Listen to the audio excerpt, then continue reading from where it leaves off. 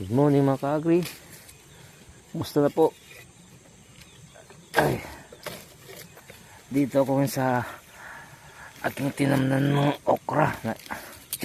Dating pala yan, tinamnan ko ng okra. Dito. Tapos, kala lumipas na siya. Lumipas na. Ang ginawa ko, pinutol ko yung gawing taas kasi may nakita akong mga ganyan, oh. Yan, lumalabas yung mga maliit na sanga. Yan, yan sila. Yan, oh. Is dati kasi nung nagtanim ako dun sa kabilang area, may mga ganyan din, tapos pinabayaan ko lang. Ganda ng bunga siya. Itong agri, oh. Ayan. Ayan. San diretso yan, puro sanga. Kaya nanginayang din ako kung mataas pa naman ang presyo. Sabi ko nga, alagaan na lang at pabungahin ulit. Kahit siguro magpresyo siya ng 30 or 20 sa susunod na mamunga na naman to, di paano, may income pa rin, di ba? So kaya hindi pa man. Ayun, may uod na. Ayun, ayan, may naninira na uod. Oh, isa ng problema sa okra, puntahan ng uod. Yung iba may mga bunga na, yun. Oh, hindi ko napansin, ah. Pero hindi pa siya ganun kagandahan. Yung uod na rin, oh. Yan.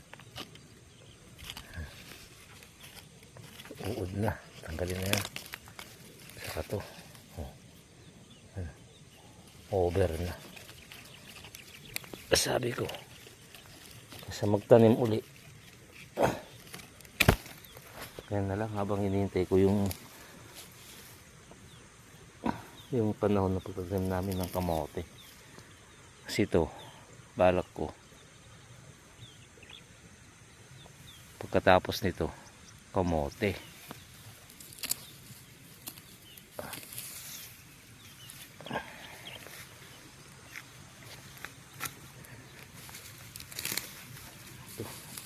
Natanggal ko na rin yung doong mga damo na hindi tinamaan ng herbicide, oh. Nabubuhay sila. Ayan.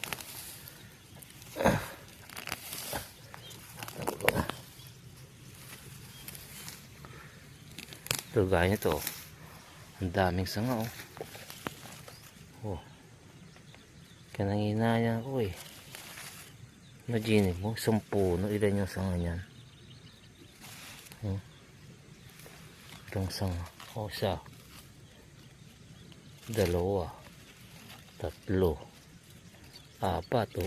yung mamumunga. Bukas patabahan ko to. Hindi pala, patubigan ko muna. Ang kagri, oh. Chining yan. Oh, ang dami, oh. Ayun, oh. Oh, dami.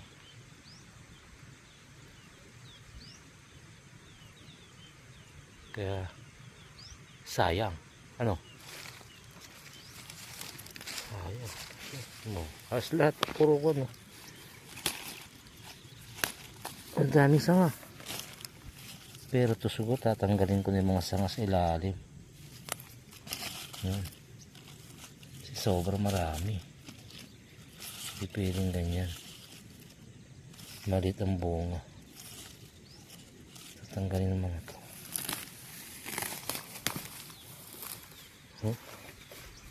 Wait. Papalitan ko na sana tatamnan na iba. Yan ang nakita ko. Naglabasan naman mga yan. Naglabasan yung mga bunga. Oh.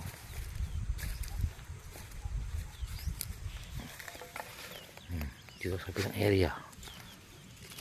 Oh, ito na siya. Ayun. Yung sanga. Oh, dami.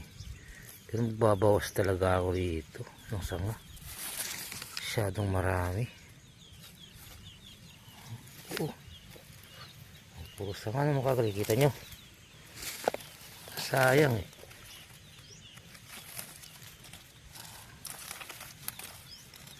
Nagbunga yung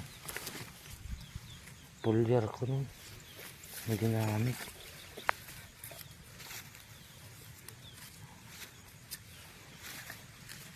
Napalakas na yung okra.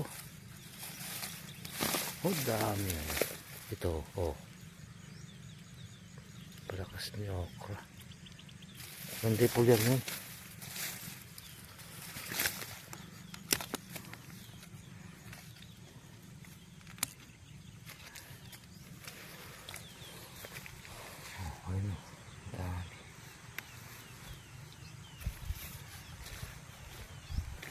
Ito yung tinanim ko nun na dati palayan.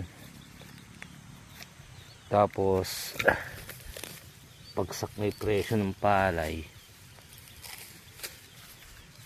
Kaya tinamnan ko ng okra. Sakto naman.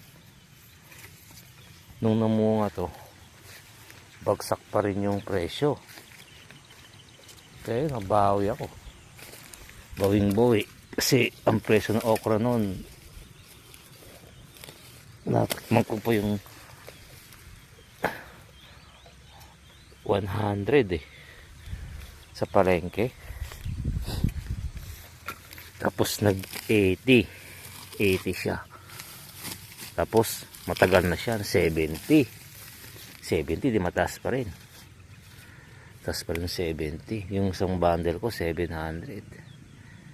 Yung karaniwan ang nakukuha ko rito. 4 na bundle ay. 4, 6 ganun. Pero karaniwan 4. Yun, sa gawin na yun, mahina. Mahina gawin yun. Nagtutubig yun eh. Pero doon sa dulo, wala nang tanim yun. Kinurang yung buto ko. Yung dito lang. Kaya maliit na yun.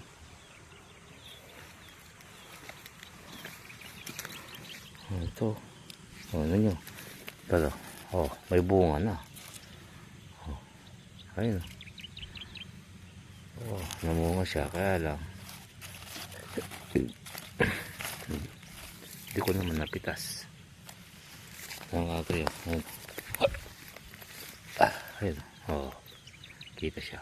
Oh. Ano? Ito dapat talaga pagtuloyin ko to. Patubigan. Tanggalin na yan. Over na yan eh. Para wag mahirapan yung puno. Ay.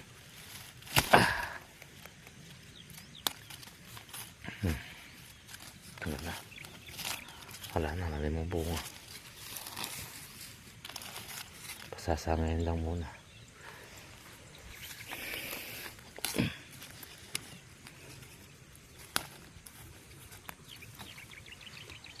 Ito may bunga pa rin. Makundi.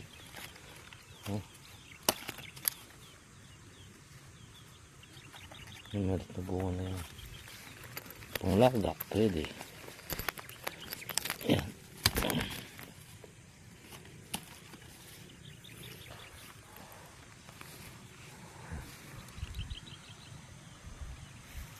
Sige po mga agri, dito ko na po tatapusin yung video ko. Sinyer ko lang po sa inyo na pwede pala uling mamunga panibago yung lipas ng okra basta marami siyang sanga. At i-update ko na lang po kayo ulit Kung magtutuloy-tuloy po to, maganda pa rin talaga yung kalalabasan. Ito, may mga bunga pa rin, oh. Ma-reject na yan.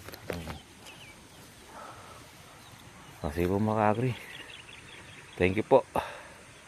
Thank you po sa panonood. Maraming salamat. Thank you, thank you.